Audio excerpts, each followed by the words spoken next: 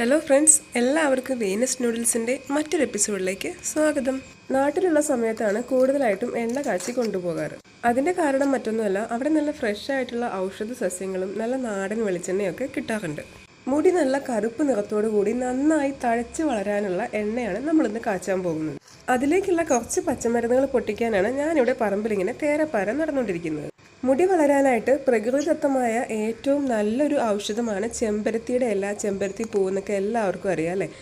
അപ്പോൾ ഇന്ന് വിരിഞ്ഞ എല്ലാ ചെമ്പരത്തിപ്പൂവും ഞാൻ പൊട്ടിച്ചെടുക്കുന്നുണ്ട്. അതുപോലെ തന്നെ ചെമ്പരത്തിയുടെ ഇലയും മൊട്ടും നമുക്ക് യൂസ് ചെയ്യാം കേട്ടോ. സാധാരണ കണ്ടുവരുന്ന നാടൻ ചെമ്പരത്തിക്കും അതിൻ്റെ ഇലകൾക്കുമാണ് ഈ മെഡിസിനൽ പ്രോപ്പർട്ടീസ് കൂടുതലായിട്ടുള്ളത്. അതുകൊണ്ട് ഇങ്ങനത്തെ അഞ്ചിതൾ ചെമ്പരത്തിയുടെ ഇലയും പൂക്കളും എടുക്കാനായിട്ട് ശ്രദ്ധിക്കുക. അത്യാവശ്യം നല്ല കൊതുകടി കിട്ടിയെങ്കിലും എനിക്ക് ആവശ്യത്തിനുള്ള ചെമ്പരത്തിയൊക്കെ പറിച്ചെടുത്തിട്ടുണ്ട് കേട്ടോ. സ്ഥിരമായിട്ട് എണ്ണ കാച്ചി കുളിക്കുന്നതിനോടൊപ്പം ഈ ചെമ്പരത്തി താളി ഉപയോഗിക്കുന്നതും മുടിക്ക് നല്ല വളർച്ച ലഭിക്കാനായിട്ട് സഹായിക്കും. അടുത്തതായിട്ട് നമ്മൾ എണ്ണ കാച്ചാനായിട്ട് കറിവേപ്പിൻ്റെ ഇലയാണ് പൊട്ടിച്ചെടുക്കുന്നത്. 2-3 കൊമ്പ് കറിവേപ്പിൻ്റെ ഇല പൊട്ടിച്ചെടുത്തിട്ടുണ്ട്. പുറത്ത് കടകളിൽ നിന്ന് വാങ്ങുന്ന കറിവേപ്പില യൂസ് ചെയ്യുന്നതിനേക്കാളും നമ്മുടെ നാട്ടിലോ അടുത്ത വീടുകളിലോ കാണുന്ന കറിവേപ്പില എടുക്കുന്നതായിരിക്കും നല്ലത്. ഈ കാച്ചെണ്ണയിലെ പ്രധാന ചേരുവ എന്ന് പറയുന്നത് കേശവർദ്ധിനി ഇലയാണ്. പേര് പോലെ തന്നെ ധാരാളം മുടി ഉണ്ടാകാനായിട്ട് സഹായിക്കുന്ന ഒന്നാണ് ഈ കേശവർദ്ധിനിയുടെ ചെടി. ഇതൊരു കമ്പോ തൈയോ കുഴിച്ചിട്ടാൽ തന്നെ ധാരാളമായിട്ട് പടർന്നു പിടിച്ച് നമ്മുടെ വീട്ടിലുണ്ടാവും. ഒരു തൈ കൊണ്ടുവന്ന് നട്ടതാണ് ഇത്രയും പടർന്ന് പന്തലിച്ച് ഇവിടെ ഉണ്ടായി നിൽക്കുന്നത്. വലിയ ഒരു പിടിയോളം കേശവർദ്ധിനിയുടെ ഇല ഞാൻ ഇതിനായിട്ട് ശേഖരിക്കുന്നുണ്ട്. കോവിഡ് വന്നു പോയതിനു ശേഷം നിയന്ത്രണാതീതമായിട്ട് മുടി കൊഴിയുന്ന ഒരു അവസ്ഥയാണ് ഉണ്ടായിരുന്നത്. അത് മാറാനായിട്ടുള്ള നല്ലൊരു ഹോം റെമഡിയാണ് ഈ കേശവർദ്ധിനിയുടെ ഇല. നരം മാറി കിട്ടാനായിട്ടും കേശവർദ്ധിനിയുടെ ഇല ഉപയോഗിച്ച് വരുന്നുണ്ട് കേട്ടോ. ഈ കാണുന്നത് കറ്റാർവാഴയാണ്. ഇതിൻ്റെ ഒരു 4-5 തണ്ട് നമ്മൾ മുറിച്ചെടുക്കുന്നുണ്ട്. അതിൻ്റെ അപ്പുറത്ത് നിൽക്കുന്നത് മുരിക്കൂട്ടി എന്ന് പറയുന്ന ഒരു ഔഷധസസ്യമാണ് കേട്ടോ. അത് നമുക്കിതിലേക്ക് ആവശ്യമില്ല. കറ്റാർവാഴയാണ് നമ്മൾ സെലക്ട് ചെയ്തിരിക്കുന്നത്. കേശവർദ്ധിനി എവിടെയെങ്കിലും കാണുകയാണെങ്കിൽ തണ്ടോ അതിൻ്റെ തൈയോ കുഴിച്ചിട്ടാൽ വേഗം തന്നെ നമുക്ക് ഉണ്ടായി കിട്ടും. തൈ കിട്ടുകയാണെങ്കിൽ അതാണ് കുറച്ചുകൂടി നന്നായിട്ട് വളർന്നു കിട്ടുക. നല്ല വെയിലുള്ള സ്ഥലത്താണെങ്കിൽ ധാരാളമായിട്ട് ഈ വയലറ്റ് പൂക്കൾ ഉണ്ടാവും. നല്ലൊരു അലങ്കാര സസ്യമായിട്ടും വളർത്താവുന്നതാണ്. ജമന്തി പൂവിൻ്റെ ഒക്കെ ഫാമിലിയിൽ പെട്ട ചെടിയാണ് ഇതെന്നാണ് എനിക്ക് തോന്നുന്നത്. അതിൻ്റെ ഒരു മണമാണ് ഇതിൻ്റെ ഇലകൾക്കും തണ്ടിനും പൂക്കൾക്കും ഒക്കെ ഉള്ളത്. ചെമ്പരത്തിയേക്കാളും കറിവേപ്പിലേക്കാളും ഏറ്റവും കൂടുതൽ എടുത്തിരിക്കുന്നത് ഈ കേശവർദ്ധിനിയുടെ ഇലയാണ്.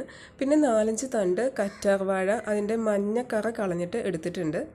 കറ്റാർവാഴ തണ്ടോടുകൂടി മുറിച്ചെടുത്ത് കുറച്ച് നേരം കുത്തനെ വെച്ചാൽ അതിൻ്റെ മഞ്ഞക്കറയൊക്കെ പോയി കിട്ടും. എന്നിട്ട് വേണം നമ്മൾ എന്തിനായാലും യൂസ് ചെയ്യാനായിട്ട്. അടുത്തതായിട്ട് പനിക്കൂർക്കയുടെ ഇലയാണ് എടുത്തിരിക്കുന്നത്. നീർദോഷം മാറാനായിട്ട് വളരെയധികം ഹെൽപ്പ് ചെയ്യുന്ന ഒന്നാണ് ഈ പനിക്കൂർക്കയുടെ ഇല. അതുപോലെ തന്നെ മുടിയുടെ അകാല നിറം മാറിക്കിട്ടാനും സഹായിക്കുന്നു. കാച്ചെണ്ണയൊക്കെ തേച്ച് കുളിക്കുന്നവർക്ക് നീർദോഷത്തിൻ്റെ ബുദ്ധിമുട്ടുണ്ടെങ്കിൽ അതിലേക്ക് പനിക്കൂർക്ക, തുളസി, കരിഞ്ജീരകമൊക്കെ ചേർത്ത് കൊടുത്താൽ ആ ഒരു വിഷമം മാറിക്കിട്ടും. ഇത്രയും പനിക്കൂർക്കയാണ് നമ്മൾ ഇതിലേക്ക് ഉപയോഗിക്കുന്നത്. ഇനി നമുക്ക് ആവശ്യമായത് ചെത്തിയുടെ പൂവാണ്. തനി നാടൻ ചെത്തിയുടെ പൂവാണ് നമ്മൾ എണ്ണ കാച്ചാനായിട്ട് യൂസ് ചെയ്യുന്നത്. പണ്ട് കാലങ്ങളിലൊക്കെ കുഞ്ഞു കുട്ടികൾക്ക് തലയിൽ കറുപ്പനൊക്കെ വരുമ്പോൾ ഈ ചെത്തിയുടെ എണ്ണ വെച്ച് കാച്ചിട്ടാണ് തലയിൽ തേച്ച് കൊടുക്കുക.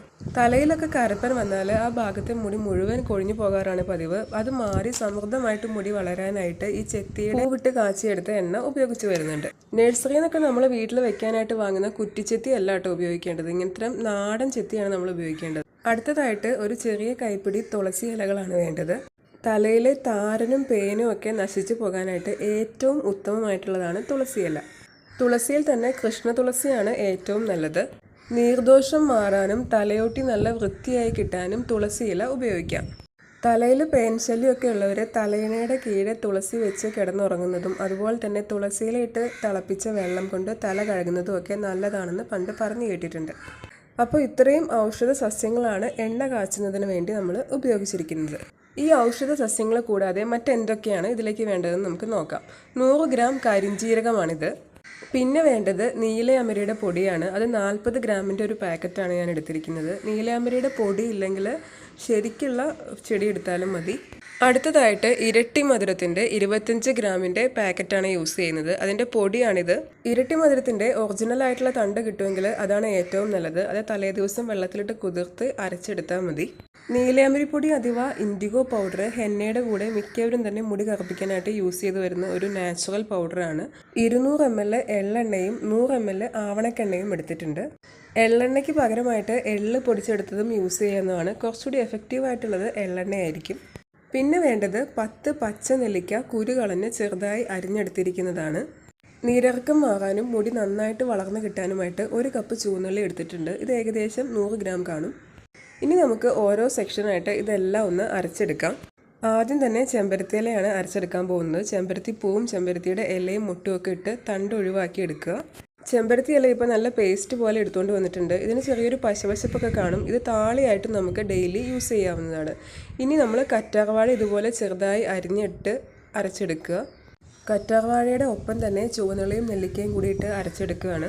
ചെമ്പരത്തിയിലയൊക്കെ അരച്ചെടുക്കുമ്പോൾ കുറച്ച് വെള്ളം ചേർത്ത് കൊടുക്കാം. പക്ഷേ ഇത് ഈ കറ്റാർവാഴ അരച്ചെടുക്കുമ്പോൾ അത്ര വെള്ളത്തിൻ്റെ ആവശ്യമില്ല. കറ്റാർവാഴയിൽ തന്നെ കുറച്ച് വെള്ളം കാണും. ഇനി നമ്മൾ തുളസിയിലയും ചെത്തിപ്പൂവും കൂടി ഇട്ടിട്ട് അരച്ചെടുക്കുകയാണ്. ഒപ്പം തന്നെ പനിക്കൂർക്കയും കൂടി അരച്ചെടുക്കാൻ പോവുകയാണ്. നിങ്ങളുടെ മിക്സിയുടെ കപ്പാസിറ്റിക്ക് അനുസരിച്ച് വേണം നിറച്ച് കൊടുത്ത് അരച്ചെടുക്കാനായിട്ട്. അരച്ചെടുത്ത എല്ലാ മിക്സുകളും നമ്മൾ ഒരു പാത്രത്തിലേക്ക് തന്നെയാണ് ഒഴിക്കുന്നത്. അടുത്തതായിട്ട് കേശവർദ്ധിനിയുടെ ഇലകളും പൂക്കളും ഒക്കെ അരച്ചെടുക്കുകയാണ്. തണ്ട് നമുക്ക് അവോയ്ഡ് ചെയ്യാം. പിന്നെ കറിവേപ്പിലയാണ് അരച്ചെടുക്കുന്നത്. കറിവേപ്പില ഒന്ന് അരച്ചെടുത്തതിന് ശേഷം അതിലേക്ക് തന്നെ കരിഞ്ജീരകവും ഇട്ട് ഒന്ന് ക്രഷ് ചെയ്തെടുക്കുന്നുണ്ട്. എണ്ണ കാച്ചാനുള്ള ഔഷധക്കൂട്ടൊക്കെ ഇവിടെ അരച്ച് റെഡിയാക്കി വെച്ചിട്ടുണ്ട്. ഇനി നമുക്കൊരു വലിയ ഉരുളിയിലേക്ക് എണ്ണ ഒഴിച്ചു കൊടുക്കാം. ഇത് നല്ല അടി കട്ടിയുള്ള ഉരുളിയാണ്. 2 ലിറ്റർ എണ്ണയാണ് നമ്മളിതിലേക്ക് ഒഴിച്ചു കൊടുക്കുന്നത്. വീടുകളിൽ നിന്നും മറ്റും കൊപ്ര സംഭരിച്ച് ആട്ടി എണ്ണയാക്കി കൊടുക്കുന്ന മില്ലുകൾ അടുത്തുണ്ടെങ്കിൽ അവിടെ നിന്ന് എണ്ണ വാങ്ങുന്നതാണ് ഏറ്റവും നല്ലത്. അതാകുമ്പോൾ മായം അധികം ഉണ്ടാവില്ല. സ്റ്റൗവിൽ വെക്കുന്നതിന് മുൻപേ തന്നെ നമ്മൾ ഇതിലേക്ക് ആ അരപ്പ് ഒഴിച്ചു കൊടുക്കുകയാണ്. കൂടാതെ നമ്മുടെ ആവണക്കെണ്ണയും നല്ലെണ്ണയും ഇതിലേക്ക് മിക്സ് ചെയ്ത് കൊടുക്കുക. ഇനി ഇതെല്ലാം കൂടി നന്നായിട്ടൊന്ന് ഇളക്കി എണ്ണയുമായിട്ട് പറ്റാവുന്ന വിധത്തിൽ ഒന്ന് യോജിപ്പിച്ചെടുക്കുക. ഇങ്ങനെ ചെറുതായിട്ടൊന്ന് മിക്സ് ചെയ്തെടുത്തതിന് ശേഷം നമുക്ക് ഈ ഉരുളി അടുപ്പിലേക്ക് വെച്ച് കൊടുക്കാം.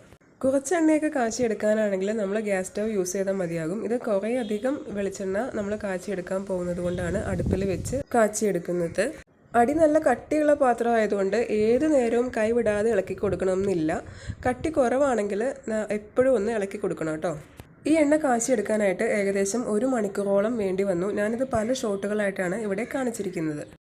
ഇടയ്ക്കിടയ്ക്ക് നന്നായിട്ടൊന്ന് ഇളക്കി കൊടുക്കണം. എണ്ണ നന്നായിട്ട് തിളച്ച് വരുമ്പോഴും ഇതിന് പച്ച നിറം തന്നെയായിരിക്കും. ആ ഹെർബ്സൊക്കെ ആ എണ്ണയിലേക്ക് പിടിച്ച് വരുന്നതേ ഉണ്ടാവുകയുള്ളൂ.